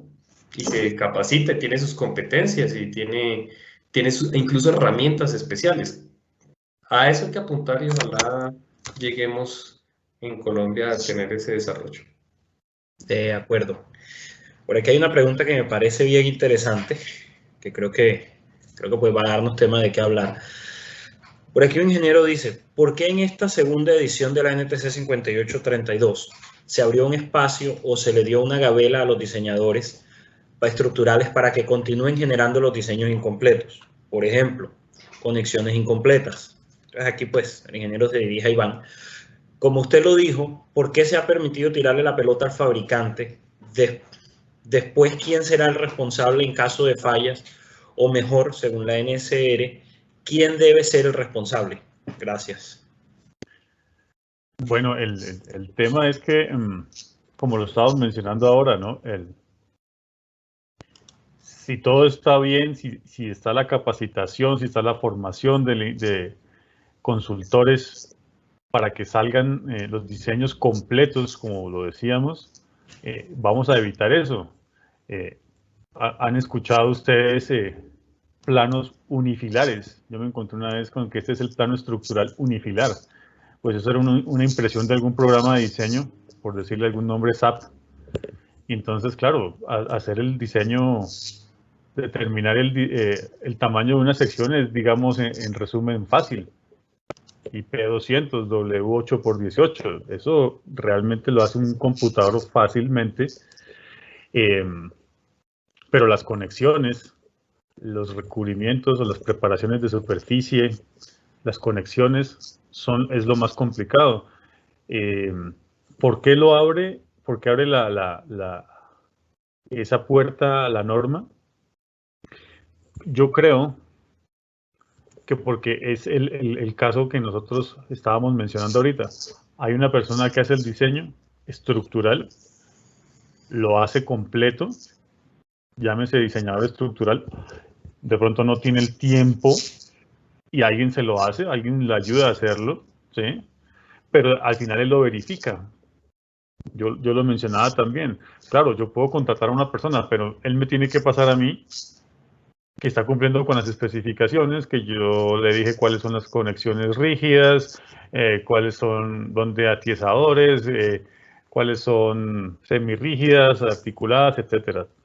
Es la complementariedad, ¿sí? Digamos que uno se tiene que enfocar a que sí, el calculista, el diseñador estructural, sí tiene que hacer todo el diseño y todo el diseño va, como bien dice NSR, es con las conexiones y con las preparaciones de superficie y protección contra la corrosión.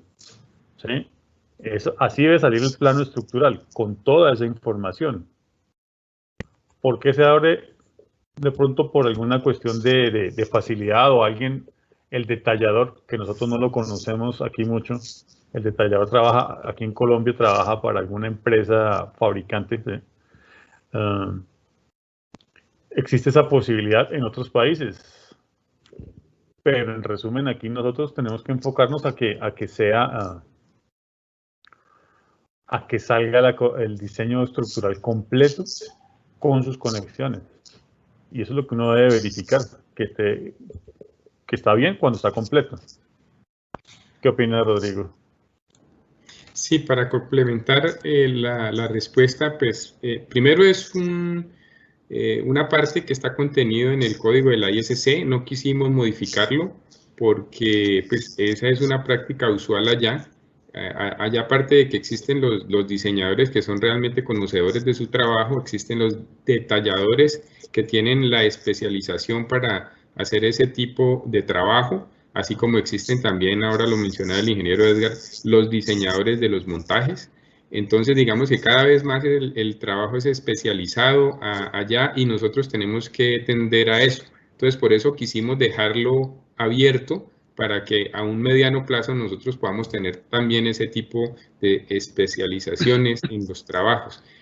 Finalmente, y hasta que logremos eso, es casi que un deber de los fabricantes tener personal capacitado, ingenieros conocedores de lo que están haciendo, que puedan detectar de pronto alguna irregularidad para que no haya ningún inconveniente desde el punto de vista estructural o que no se cumpla con la norma vigente. Eso es, digamos, en este momento como un requisito. Todavía no podemos prescindir de los ingenieros estructurales en las fábricas de estructuras de acero, pero la idea es que pues, a mediano plazo pues, puedan ser simplemente ingenieros especializados en fabricación porque el proceso anterior está adecuadamente ejecutado por otro tipo de contratistas. Yo quisiera complementar de pronto el tema también de fondo es que deben venir los parámetros para diseñar esas conexiones. O sea, lo que decía Iván es cierto y es el tema en que, bueno, esta conexión es a momento, esta conexión la tengo a corte, esta conexión es una conexión del sistema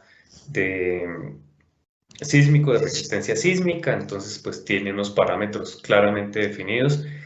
Y parte de estos espacios que estamos en el instituto promoviendo es buscando la capacitación de todos. O sea, seguramente si nosotros retrocedemos y vemos hacia hace 5 o 6 años, pues seguramente el desconocimiento era mayor.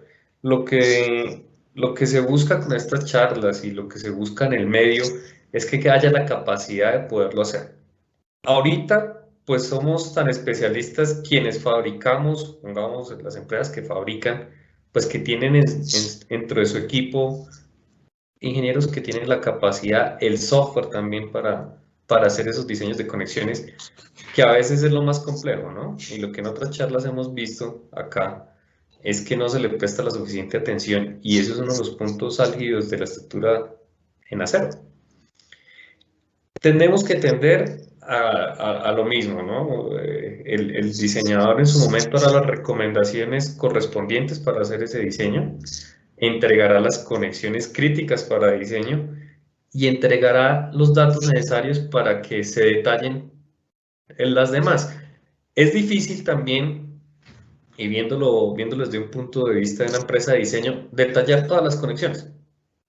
Seguramente no lo va a poder hacer. Nosotros que tenemos que fabricarlas, pues sí nos toca, pero el trabajo vuelve y juega, y ese es como uno de los mensajes de fondo, es en equipo.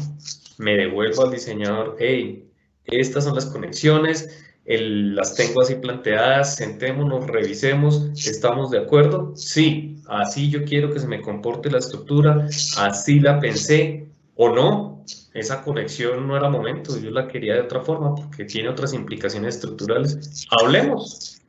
Yo pienso que ese también es el mensaje, ¿no? Y no solo, y lo quiero extender un poquito y ampliar, no solo es el tema del diseñador estructural, porque lo que decía Iván en la charla es que uno se va a ver y va solucionando, entonces al final ya cuando va a fabricar, soluciona por dónde iba a pasar el tubo. Y el tubo fijo pasa por la mitad de la viga, donde no hay refuerzo, donde no está concebido, donde el diseñador estructural tampoco sabía qué iba a pasar. Entonces esas coordinaciones es lo que nos va a ayudar, ese trabajo en equipo es lo que nos va a hacer que esto fluya.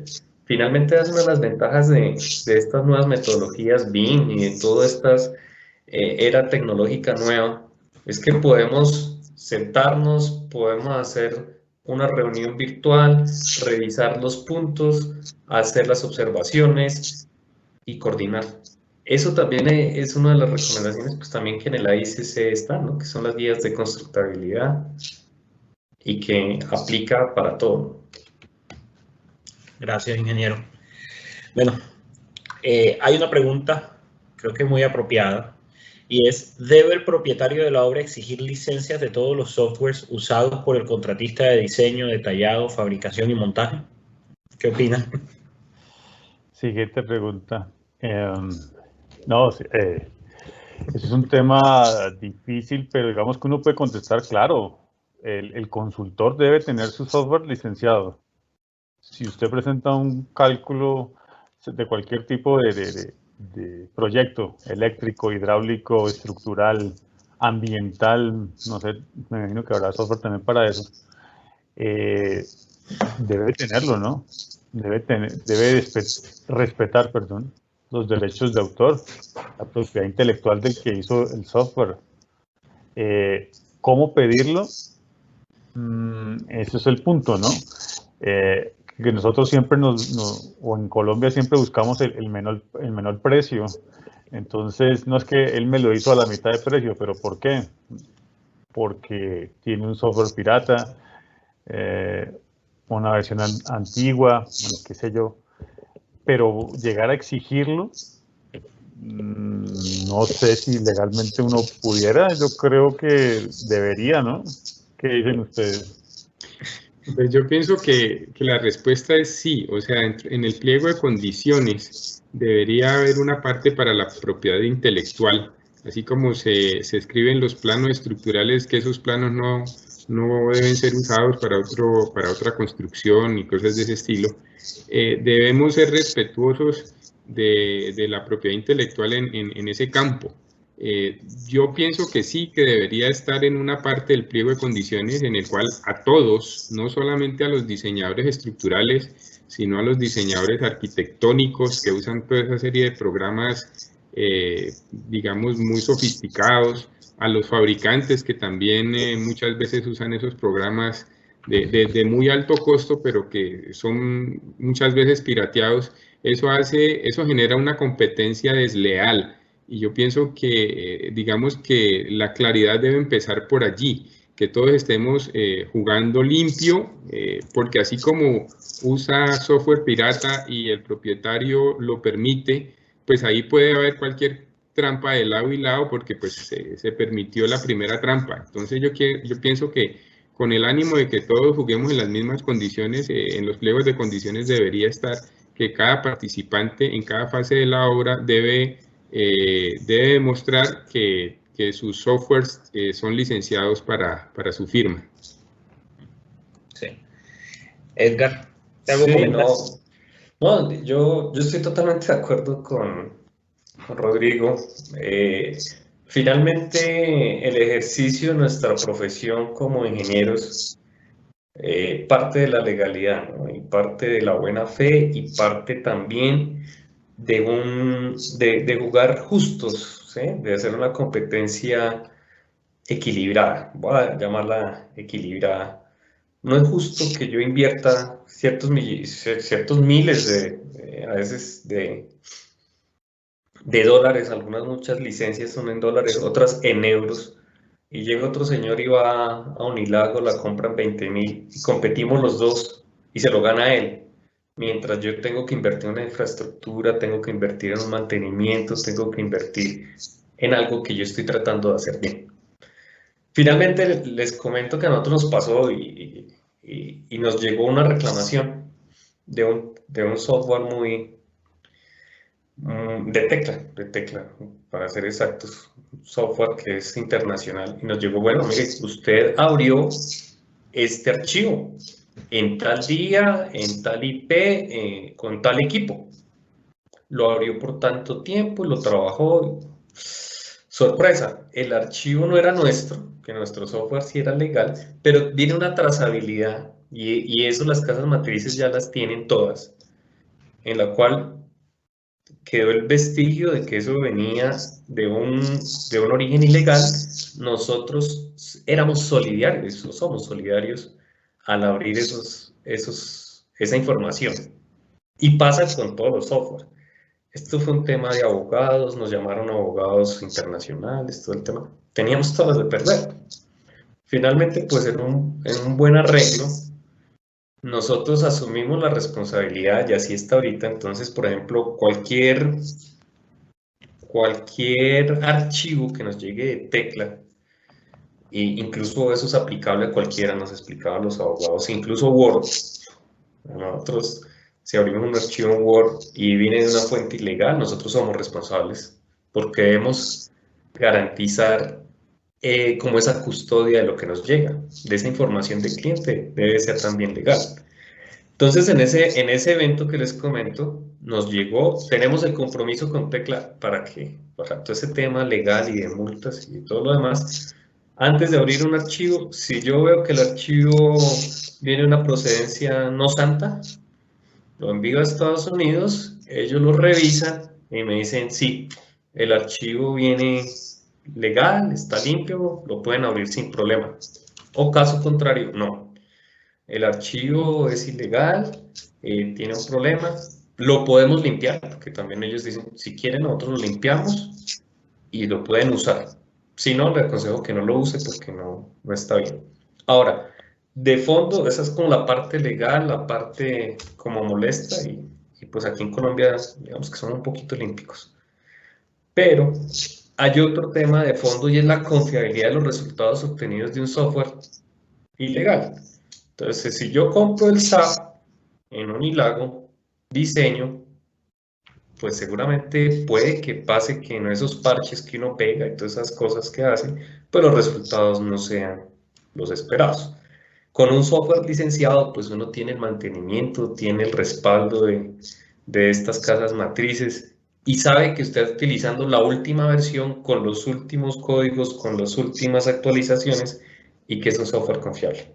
Ese es el mensaje que hay que dejar de fondo. Ahora, los diseñadores también se lucran de ese software, ¿no? Y un diseño lo cobran igual. Entonces, pues es algo que hay que revisar. Yo opino, en mi concepto, que sí debería ser.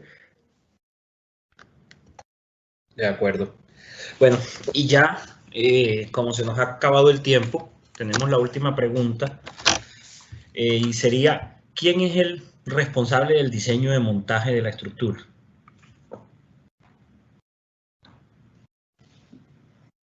El montaje es del montador, ¿no? Por ahí lo mencionamos en alguna diapositiva. El montador es el responsable, pero avalado por el ingeniero estructural, ¿no? Básicamente, él hace su especificación de la secuencia de montaje, pero está avalado, y como bien lo decía ahorita Edgar, trabajando en equipo. Óigame, señor ingeniero estructural, voy a hacer esto, voy a hacer esta locura, voy a levantar este elemento de aquí, etcétera, etcétera. Él es el que lo revisa, ¿no? Yo complemento la respuesta. Sí, efectivamente es responsabilidad del montador. Por eso la firma que va a hacer el montaje debe ser una firma de ingenieros. No basta con tener personal experto, maestros expertos que tengan buenas grúas y buena maquinaria, porque esto es un proceso de ingeniería, y los procesos de ingeniería deben ser manejados por ingenieros. Entonces, el diseño, lo que es claro es que el diseño de todos los montajes, por elementales que parezcan o que sean, deben estar diseñados. El montaje debe estar diseñado, debe haber una secuencia de montaje, debe haber un procedimiento de montaje, normalmente ejecutado por un ingeniero civil o mecánico con conocimiento en las solicitaciones a que va a estar sometida la estructura hasta que esté completa. Si no tiene la capacitación, puede subcontratarlo con un ingeniero estructural o apoyarse en el ingeniero estructural principal. Pero lo que sí no debemos permitir es que el montaje no sea diseñado y que se vaya montando de la forma en que al montador le parezca. Las estructuras de acero tienen la particularidad que difícilmente después de instaladas colapsan, pero tienen la falencia de que si no se hace un montaje lógico y seguro, pueden colapsar, y de hecho digamos, gran porcentaje de las estructuras de acero que han colapsado ha sido durante el montaje por un montaje no estudiado. De acuerdo. Edgar, ¿algún Sí. comentario? No, adicional y complementando ya lo expuesto por todos, pues digamos que el que monta también es un especialista, es un profesional. O sea, y entre más complejo sea el proyecto, pues obviamente hay unos ítems adicionales a chequear, ¿cierto? Hay conceptos también como módulos estables, también el ingeniero estructural principal, como lo estamos llamando, debe también hacer sus recomendaciones, por ejemplo, camber, contraflechas, algunos arriostramientos o apuntalamientos, ¿sí? Es típico que nos pasa, y el ejemplo más tonto es que se hace una placa y se baja, y la siguen llenando, y la siguen llenando, y la siguen llenando, entonces termina uno con una placa en el centro regruesa, los bordes delgaditos. ¡Ay, qué pasó! Es que usted no apuntaló, pero es que el plano no decía que apuntalara. Detalles de ese tipo son los que tenemos que buscar y entre todos detallar. Los planos de montaje es un documento que debe ser muy claro, ¿cierto? En el cual uno debería tener las secuencias del proceso constructivo claramente, acompañados por un procedimiento de montaje que lo respalde, ¿cierto?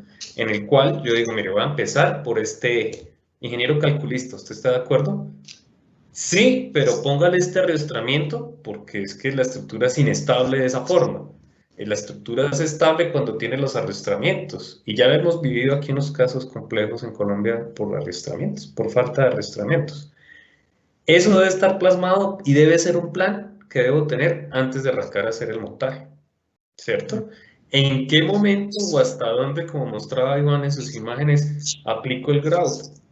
No, el grout lo aplica hasta máximo 2 placas, por decir algo así, es la recomendación, debe estar plasmado en ese procedimiento.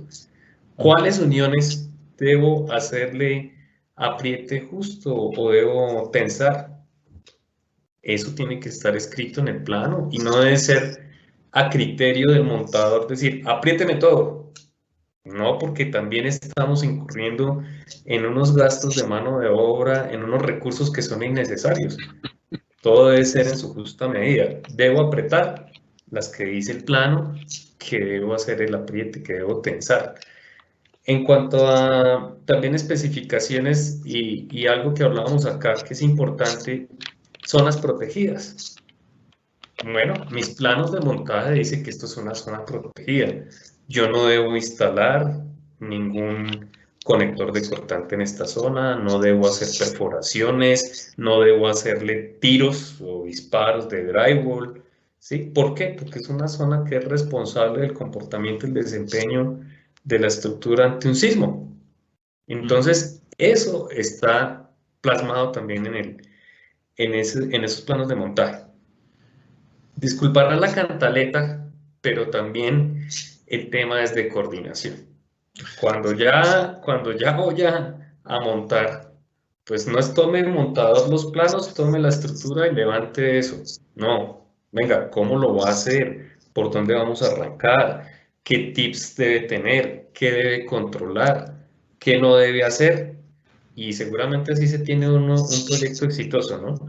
Esperamos que con el tiempo, y eso es lo que buscamos acá, pues cada vez la complejidad de los proyectos van a ser más grandes y tenemos que entre todos buscar que se cree la cultura desde ahora. Si tenemos proyectos pequeños organizados, si tenemos claros los roles, si tenemos claro que cada uno tiene una responsabilidad, pues tendremos un buen proyecto. Es importante también lo que decía Rodrigo. Finalmente, en esas etapas de montaje, seguramente es cuando llevamos a las estructuras a unos esfuerzos invertidos o a unos esfuerzos que no estaban concebidos cuando la estructura está completa, armada. Incluso a veces pasa en los transportes. Cuando uno se da cuenta, llega la viga torcida, pero ¿qué pasó? Ah, no, es que la puso por el lado débil y le puso toda la carga encima, pues la dañó, ¿sí? A ese nivel de detalle hay que llegar y pues esa es la parte de seguir difundiendo el conocimiento. De acuerdo. Y recalcando un poco lo que dice Edgar, el ISC en todos sus seminarios, en todos sus cursos, siempre habla de comunicación, comunicación, comunicación en todas las partes. Pero bueno, desgraciadamente se nos acabó el tiempo. Perdón un momentico, René, qué pena. Pues ahí como para ya terminar, esto es cuestión de aptitud y no de actitud, ¿no? Aquí nosotros, como lo decía Rodrigo, no es un maestro calificado. Ese no es el que tiene actitud y le dice, tranquilo ingeniero que yo le hago y a mí nunca me ha pasado nada. ¿No? Hágale, ahí vamos viendo. O como decía Edgar, apriételos todos y después mira a ver cómo logra las tolerancias, cómo logra una verticalidad. Y creo que puedo hacer un spoiler, ¿no? El ICCA va a trabajar fuertemente en una guía técnica que es sobre montajes. Ustedes ya han escuchado de la guía 4 y 5, incendio, corrosión, bla, bla, bla, y el próximo año seguramente se va a trabajar en este tema. El autor está por aquí. No, perfecto. Esa es buena noticia, Iván. Bueno, como les decía, desgraciadamente se nos acabó el tiempo.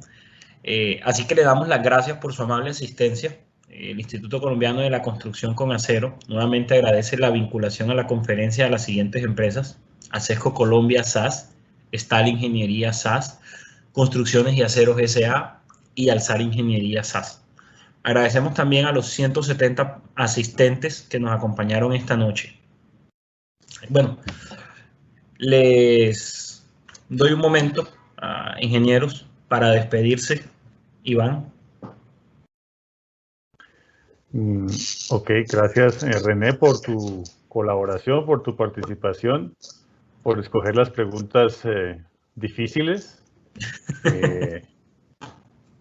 Pues como les decía en la conferencia, esto no es, yo escogí el método de llamada a un amigo, por eso hicimos un conversatorio, porque esto no es absoluto, esto es una norma que da para muchas interpretaciones.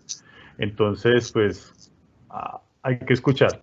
Pero el objetivo de la conferencia es utilicémosla, conozcámosla, implementémosla, que esto nos ayuda para solucionar algunos temas en algún contrato que se esté haciendo de estructura metálica.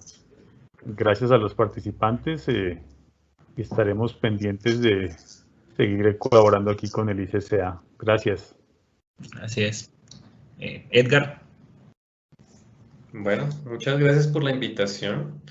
Yo creo que este formato es chévere, aunque quedamos expuestos a cualquier locura, pero sin embargo es un espacio que se nos está dando y que es importante que todos lo logremos seguir difundiendo el conocimiento. Pienso que esta actualización está muy sólida. Tocamos algunos tópicos que pronto en la anterior pues no eran tan profundos y hay que seguir en esta tónica. Yo creo que con esta nueva versión pues pues ya en su implementación van a salir más dudas, van a salir más cositas. Estamos dispuestos para solucionar aquellas inquietudes que se encuentran. Muchas gracias por la invitación. Gracias. ¿Y Rodrigo? Agradecer a los asistentes por dedicar este tiempo e invitarlos a que nos sigan acompañando en las conferencias que vamos a tener el año entrante, que vamos a tratar de que, de acuerdo con el avance o la evolución de la situación, podamos empezar a hacer algunas presenciales, pero vamos sin duda a seguir desde la virtualidad también. Los invitamos a que nos acompañen el año entrante y que tengan buenas noches. Gracias. Bueno, por favor recuerden que las memorias y certificado de asistencia a esta conferencia les serán compartidas a los correos electrónicos de quienes diligencien la encuesta. Recuerden también que pueden adquirir la guía técnica número 4, Diseño en condiciones de incendio, en versión impresa en nuestra página web www.icca.com. Y bueno, suscríbanse a nuestro canal en YouTube ICCA Colombia, en el que próximamente estaremos subiendo más conferencias. Con este webinar damos cierre a la Agenda Académica 2020. El ICCA agradece a todos los que con su participación hacen que el instituto crezca y se consolide. Nuestro compromiso es seguir aportando al país desde el conocimiento para que el futuro se construya con mejores obras con estructura de acero.